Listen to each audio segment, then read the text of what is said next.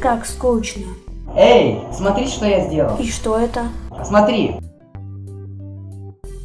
И что это?